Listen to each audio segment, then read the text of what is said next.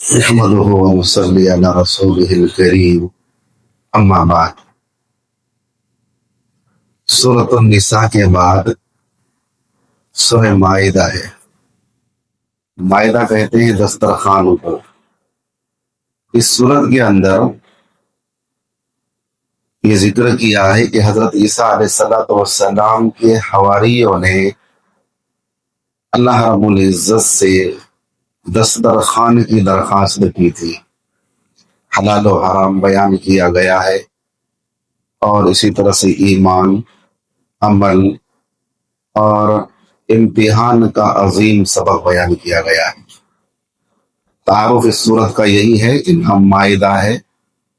حضرت عیسیٰ علیہ السلام کے حواریوں کے دسترخوان کے ذکر کرنے کا ہے، درخواست کا،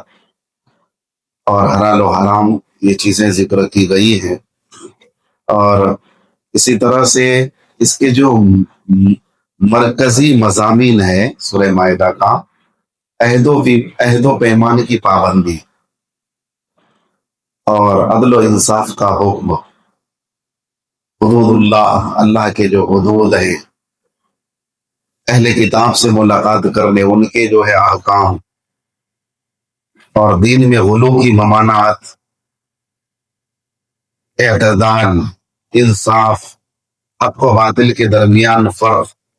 اسی طرح سے الیوم اکملت لکم دینکم واتممت علیکم نعمتی، یعنی دین اسلام کی تکمیل، اور اسی طرح سے اللہ کے نعمت کا اتمام، اور اسی طرح سے یہ کہ اسلام کا مکمل نظام ہونے کا اعلان، یہ چیزیں ذکر کی گئی ہے۔ حق اور انصاف، سابقہ امتوں کی لغزشیں وہ بھی ذکر کیا گیا ہے اس کے اندر، اور اسی طرح سے عدل، انصاف اور دعوت کے درمیان توازن، یہ ہے خلاصہ تفسیر سورہ مائدہ کا۔ اور دسترخوان کا جو ذکر آیا ہے، حضرت عیسیٰ علیہ السلام کے حواریوں نے درخواست کی تھی، آپ دعا کیجیے اللہ رب العزت سے اللہ دسترخوان اتارے، کھانا ہمارے لیے اتارے۔ حضرت عیسیٰ علیہ السلام نے دعا کی، اور دعا قبول بھی ہوئی، اور دسترخوان اتارا بھی گیا۔ لیکن ساتھ ہی اللہ رب العزت نے یہ بھی فرمایا فَمَن يَكْفُرْ بَعْدُ مِنْكُمْ، اس کے بعد بھی اگر کوئی انکار کرے گا تو فَإِنِّي أُعَذِّبُهُ عَذَابًا لَا أُعَذِّبُهُ أَحَدًا مِنَ الْعَالَمِينَ، ایسی سزا دوں گا کہ ویسی سزا دنیا والوں میں کسی کو دیا نہیں ہے۔ یہ ذکر کیا ہے۔ سورہ مائدہ کی ایک آیت کی تفسیر پیش کی جا رہی ہے۔ سمعون للکذب اکلون للسحت فإن جاءوك فاحكم بينهم أو أعرض عنهم وإن تعرض عنهم فلن يضروك شيئا وإن حكمت فاحكم بينهم بالقسط إن الله يحب المقسطين۔ یہ بہت اہم آیت ہے، اس کی تفسیر بھی بہت اہم ہے۔ یہود کے بارے میں کہا جا رہا ہے اس آیت کریمہ کے اندر کہ یہ یہود جھوٹی باتیں، غلط سلط باتیں سننے کے عادی ہو گئے، یعنی اپنے آپ کو عالم کہلانے والے غدار یہودی کے یہ لوگ ایسے اندھے متبع ہو گئے ہیں کہ تورات کے احکام کی کھلی ہوئی خلاف ورزی دیکھنے کے باوجود ان کے غلط سلط بیانات اور کہانیاں سننے کے عادی ہو گئے، وہ ذکر کیا ہے۔ اس آیت کریمہ کے اندر علماء کے اتباع کا ضابطہ بیان کیا گیا ہے۔ میں زندگی کا ایک اہم اصول بتا رہا ہوں آپ لوگوں کو، اہم اصول ہے، غور سے سننا ہے۔ علماء کے اتباع کا ضابطہ کیا ہے؟ اس آیت کریمہ کے اندر تحریف کرنے والوں، احکام خدا اور سنت میں غلط چیزیں شامل کرنے والوں پر بھی وعید کی گئی ہے، اور ایسے لوگوں کو بھی بڑا سخت مجرم قرار دیا گیا ہے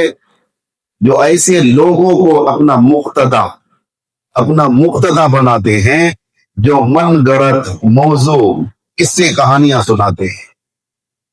تو اس آیت کریمہ کے اندر ایک اہم اصول، بڑا اصول، ایک بڑی ہدایت ذکر کی گئی ہے جاہل عوام کے لیے، دیکھیے جاہل عوام کے لیے اگرچہ دین پر عمل کرنے کا صرف ایک ہی راستہ ہے کہ وہ علماء کے فتوا اور اس کے علم کے مطابق وہ جو بتائے اس پر عمل کرے، یہی ایک راستہ ہے۔ لیکن اس ذمہ داری سے عوام بھی بری نہیں ہے کہ کسی کا فتویٰ یا اس کے بتائے ہوئے مسئلے پر عمل کرنے سے پہلے اتنی تحقیق تو ضرور کر لینا ہے، جیسے کہ ایک مریض ڈاکٹر کے بارے میں تحقیق کرتا ہے، حکیم کے بارے میں تحقیق کرتا ہے، ان کے پاس رجوع کرنے سے پہلے ہے نا ہم معلوم کرتے ہیں، بیمار ہیں تو معلوم کرتے ہیں فلاں ڈاکٹر کیسا ہے، کتنا ماہر ہے، کتنا قدیم ہے، کتنا تجربہ کار ہے وہ، اور کون کون سی ڈگریاں ہیں ان کے پاس، فلاں حکیم جو ہے وہ کتنا قدیم ہے، کتنا تجربہ کار ہے، یہ سب تحقیق کرتے ہیں ہم۔ تحقیق کرنے کے بعد بھی، اس کے بعد بھی اگر کوئی غلط ڈاکٹر یا غلط حکیم کے جال میں پھنس جاتا ہے تو ایسا شخص عقلا کے نزدیک قابل ملامت نہیں ہے، کیونکہ وہ تحقیق کیا ہے، پھر بھی غلط ڈاکٹر کے جال میں پھنس گیا یا غلط حکیم کے اس میں جال میں پھنس گیا۔ لیکن اگر کوئی تحقیق کیے بغیر ہی ایسے ہی کسی عطائی کے پاس چلے جاتا ہے یا کہ آدھے ادھورے حکیم کے پاس چلا جاتا ہے، پھر وہ کسی مصیبت میں مبتلا ہو جاتا ہے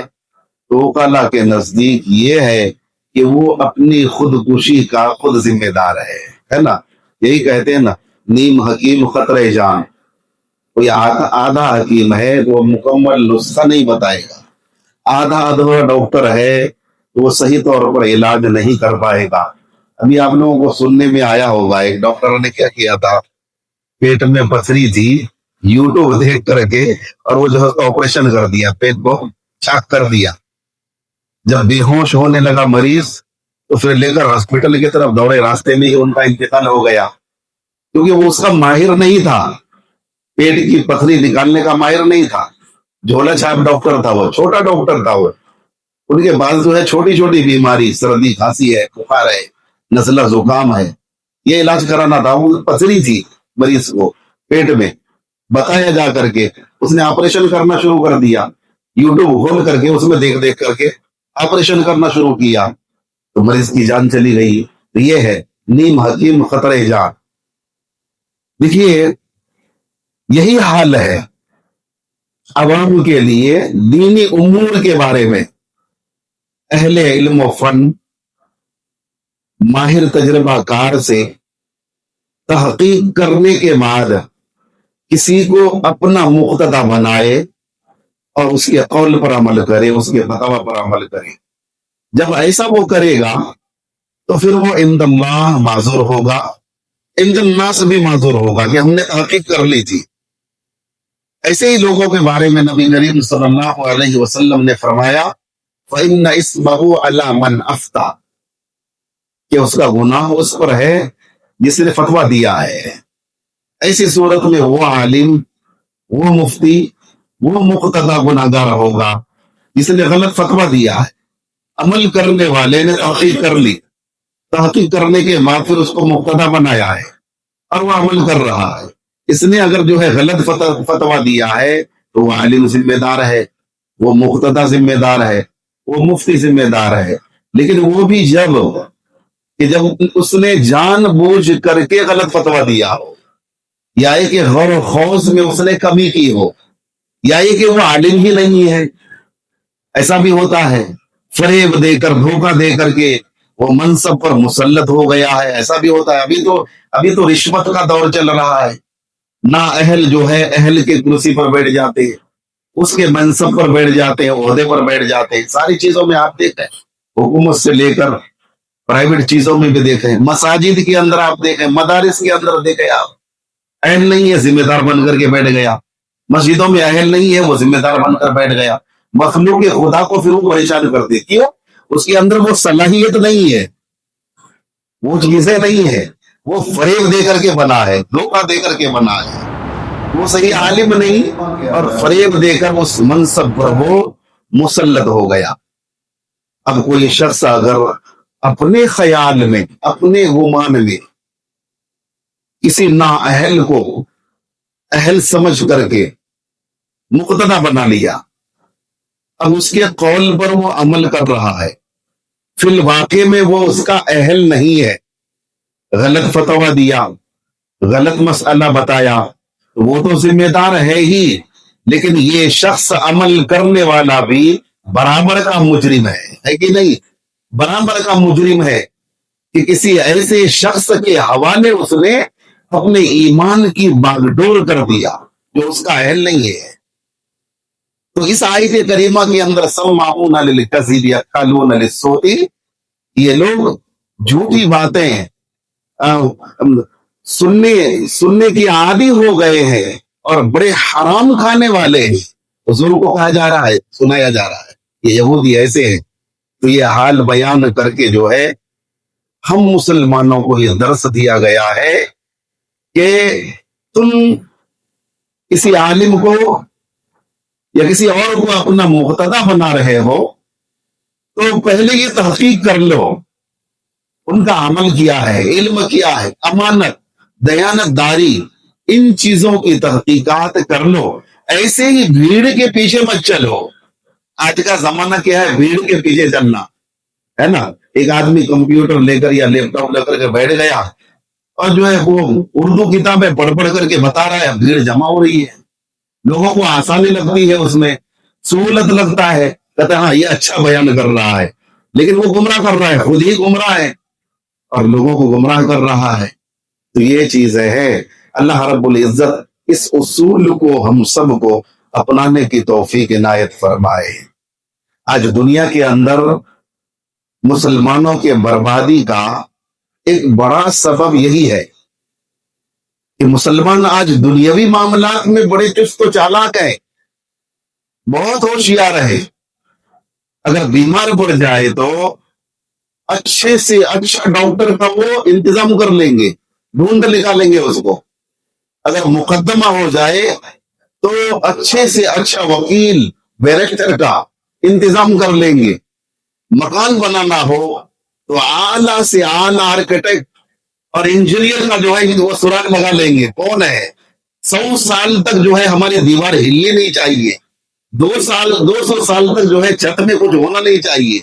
اس طرح سے مکان بناؤں گا۔ لیکن دین کے معاملے میں ہم لوگ ایسے سخی ہیں کہ بس داڑھی، ٹوپی، کرتا دیکھ لیا اور کچھ الفاظ بولتے ہوئے سن لیا، اس کو اپنا مقتدا بنا لیے، رہبر بنا لیے ان کو، اور جو ہے اپنا ان کو ذمہ دار بنا لیے۔ ہم نے یہ بھی تحقیق نہیں کیا کہ باضابطہ وہ کسی مدرسے سے پڑھا ہوا ہے کہ نہیں ہے، یا کہ ماہر علماء کی صحبت میں رہ کر علمی ذوق اور شوق پیدا کیا ہے کہ نہیں کیا ہے، کسی سچے اللہ والوں کی صحبت میں رہ کر تقوی و طہارت پیدا کیا ہے کہ نہیں کیا ہے، یہ تحقیق نہیں کرتے ہیں، بس بھیڑ دیکھتے ہیں، بھیڑ لگی ہوئی، بس اس کے پیچھے چلے، اب اس کو جو ہے یہ کرنا شروع کر دیتے ہیں، تو یہ جو ہے گمراہی کی طرف ہم جاتے ہیں۔ اسی کا نتیجہ ہے آج مسلمانوں میں وہ لوگ جو دین کے طرف متوجہ ہونا بھی چاہتے ہیں تو وہ جاہل واعظوں اور دکاندار پیروں کے چکر میں پھنس جاتے ہیں اور دین کے صحیح راستے سے وہ دور جا پڑتے ہیں۔ ان کا علم صرف اتنا ہوتا ہے، قصے کہانیاں جن میں نفس کی خواہشات پر کوئی زد نہ پڑے، بس وہ چلتے رہتے ہیں، وہ سوچتے ہیں کہ ہم دین پر چل رہے ہیں، حالانکہ قرآن کریم نے اس کی حقیقت بیان کی ہے، الذین ضل سعیہم فی الحیات الدنیا وہم یحسبون انہم یحسنون صنعا، کہ ان کی یہ صحیح اور عمل دنیا ہی کے اندر برباد ہے، دنیاوی زندگی ہی میں برباد ہے، خسارے میں، اور وہ یہ گمان کرتا ہے کہ ہم اچھا کام کر رہے ہیں، دین کی خدمت کر رہے ہیں، دین پر ہم چل رہے ہیں۔ خلاصہ کلام یہ ہے، اس آیت کریمہ کے اندر یہودیوں کا حال بیان کر کے مسلمانوں کو یہ سبق دیا گیا ہے، یہ تنبیہ کی گئی ہے، یہ درس دیا گیا ہے کہ علماء کی اتباع ناگزیر ہے، ضروری ہے، اس کے بغیر ہم دن پر عمل کرنا ہمارے لیے مشکل ہے، لیکن یہاں پر یہ بھی لازم کیا گیا ہے کہ تحقیق کر لو، جس کو تم اپنا مقتدی بنا رہے ہو، اپنا رہبر بنا رہے ہو، ان کے متعلق تحقیق کر لو، وہ اس کے اہل ہیں بھی یا نہیں ہے، یہ بھی لازم اور ضروری کرا دیا گیا ہے۔ لیکن آج کے زمانے میں صرف بھیڑ کو دیکھا جاتا ہے، بھیڑ کتنی ہے،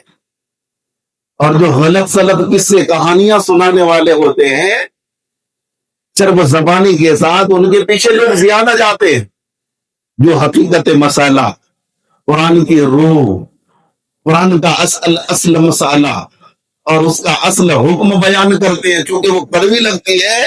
لوگ ان کو پوچھتے نہیں ہیں، پوچھنے بھی نہیں آتے ہیں۔ آج دیکھیے بدعت کے رواج دینے والوں کے پیچھے ہجوم چل رہا ہے، لوگوں کی بھیڑ چل رہی ہے، لیکن وہ لوگ جو صحیح راستہ، صراط مستقیم، صحیح دین بتا رہے ہیں، ان کے پیچھے لوگ نہیں، ان کو پوچھتے بھی نہیں، کیونکہ ان کو کڑوی لگتی ہے، اس پر عمل کرنا مشکل لگتا ہے، بھیڑ کے پیچھے چلتے ہیں۔ اللہ ہمیں ہدایت عطا فرمائے، صحیح سوجھ بوجھ عطا فرمائے، اور اس اصول کو اپنانے کی ہم سب کو توفیق عنایت فرمائے۔ وما علینا الا البلاغ۔